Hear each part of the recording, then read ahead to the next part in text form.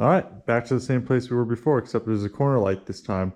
So I got the corner lights in, and I also got the tail light in, but it came broken in this area, so just gonna end up probably running it anyways. But other than this, you can see the radiator is out of the vehicle. And why did I do that? Because I put the electric fan in without testing it. I wired it all up, and sure enough, it was broken. So best thing in the world is a clutch fan. So right here, I got the original clutch fan from my M50 motor. I picked up a water pump from a earlier M57 that's not sold here in the States. That comes with the mount just for shits and giggles. I wanted to see, and I think it actually might work out.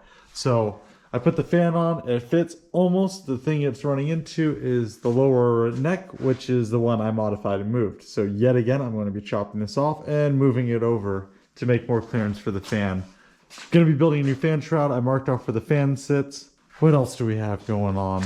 So the water pump, the fan, going to be moving that. Oh yeah, also the power steering that was up here before, obviously you can see it's gone. I didn't remove it to get the radiator out. I actually moved it down here. So I mounted it to the factory rebar, and it fits in there perfectly minus the wheel liner. So I'm going to pull out the wheel liner. The reason why I did that is because I bought another one of these coolers for the opposite side that I'm going to run for the oil. So the factory oil cooler on this is the block that you probably can't see right here, but it uses water to cool the oil, and well, when the water gets hot, it fucking cooks up all the oil. So I'm putting a plate there that's going to be running to a separate auxiliary cooler up in the front, also wired up with fans. So I figured between that, the oil cooler, I'm running a fan, another fan's coming in. It's going to be on the front of the intercooler to push air through. So I figured between all those coolers, we can keep this thing a little bit cooler, especially before the summer months because it gets extremely hot here. Power steering lines, all the lines are now hooked up and tightened down. We got the fittings here and all the things, and it allows for some movement. So if the cooler does move around, we're totally golden. Don't have to worry about anything breaking. So we're good there. Over here we have a smaller fan. This one just came in. This is going to mount in the front of the intercooler and be pushing air that way. It's going to keep the intercooler cool and start helping airflow to the radiator on the lower side. We also have the louvers. We have not mocked them up or anything yet. They just came in. This one's going to sit in the center, and then we got one for each side of the hood. So that's going to help hopefully pull air from that area and around where the turbos sit. What else do we got going on? Still working on the radiator right now. I just chopped off the original neck and just grinded it down a little bit. I just made a little cap, so we're going to be welding this in place, and then probably a 90-degree coming out from this area. I figured I'm only doing this video because I got the oil cooler plate and I haven't installed it yet, and I figured I'd show what it looks like with the adapters and fittings. This plate is going to go right underneath the water neck right here.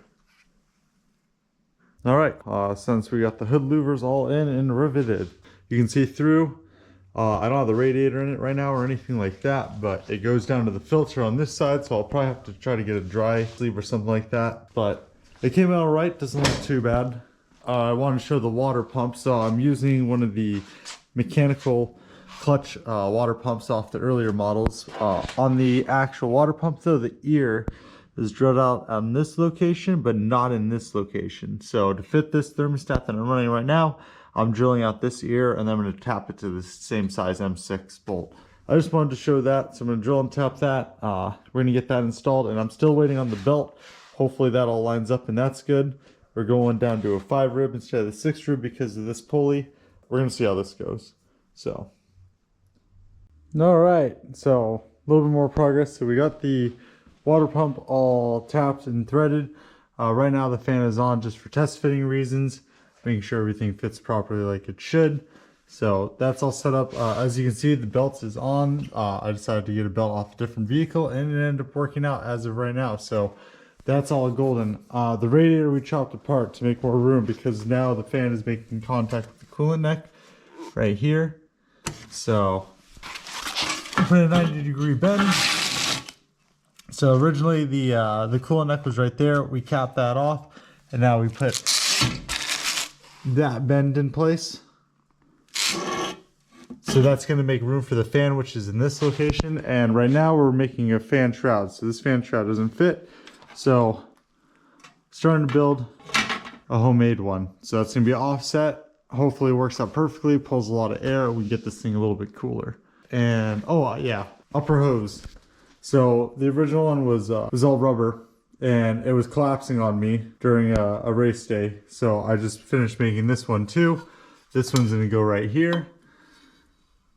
We're gonna finish making the shroud, get all the cooling system back together, and hopefully it looks all nice and beautiful. All right, so we got the upper radiator hose in. As you can see, the bracket we made, that's gonna hold everything together. It's attached to the motor, so as the motor flex, everything will go with it. As you can see right here, oh, look at this nice fresh cover for the radiator.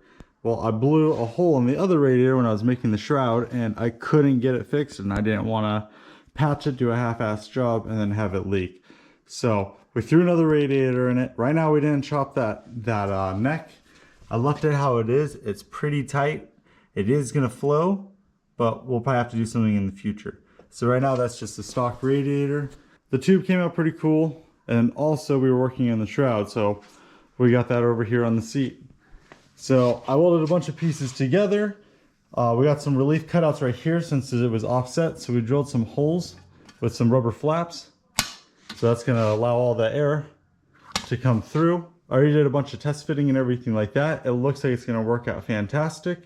So I just wanted to get a quick video of this before it went in the car, just so you can see kind of how it looked and everything like that. So this is gonna go in the car with the fan.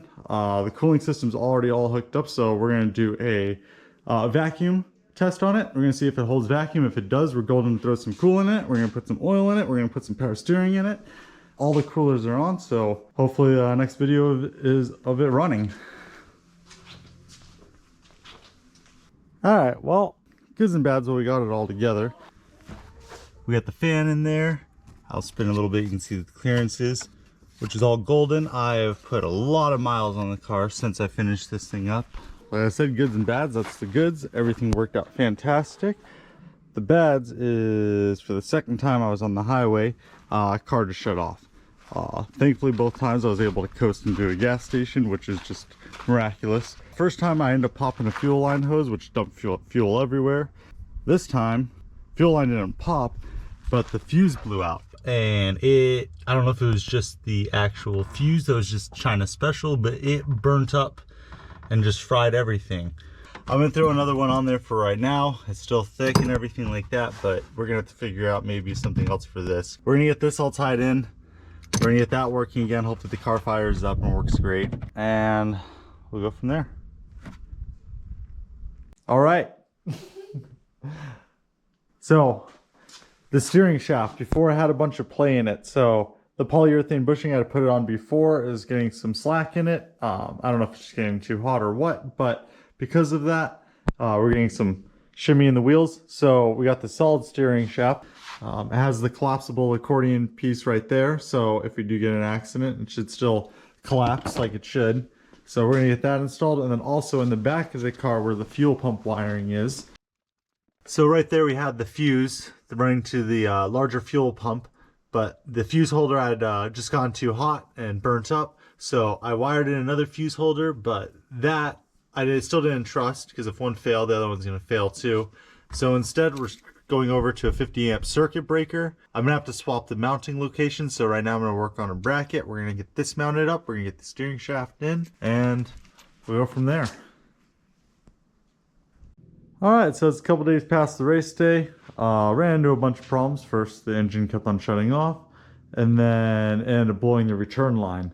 So we're doing a test right now. We're just finished up the test. You can see all the return hoses are connected to these bottles, and clearly one is a little bit more than all the rest. So that number one cylinder is just dumping way too much, and ended up blowing the return hose plastic little fitting. I think we're gonna go ahead, probably replace all the injectors, go from there. All right, so obviously the car is in working running condition right now. Now one of the injectors ended up going bad, so right now we're gonna go ahead and replace all of them. Well, 4 of them ended up coming off pretty easy, but obviously you can see some of them didn't want to come off so easy. So this one's about to give, it looks like, so I figured I'd film and show what we got going on. Obviously we have some slide hammers over there. I tried a couple different ways with the chain and the air hammer and that still didn't work. So here we are with the cherry picker and also an air hammer. So putting pressure and shocking it. So slightly it's moving out, and then we also have to pull the number 5 one. So just kind of wanted to show the rundown on this and how fantastic this is. But if you ever have an injector that's stuck, this might be the way to go ahead and do it. So we're going to go ahead and replace the injectors and go from there. Okay,